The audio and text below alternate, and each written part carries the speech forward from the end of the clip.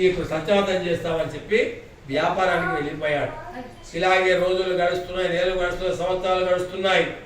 ఈ వర్తకునికి కుమార్తె కళావతికి పెళ్లి వేసి వచ్చింది.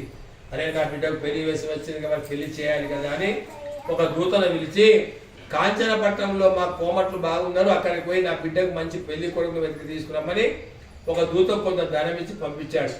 ఆ దూత నగరానికి వెళ్ళి వెతుక పిల్లవాడి నుంచి ఆస్తిపాస్తులు అందచందాలు బుద్ధిమంతులు తెలుసుకొని ఆ పిల్లవాడిని వెంట పెట్టుకొని ఆ వర్తకుని వద్దకు వచ్చాడు.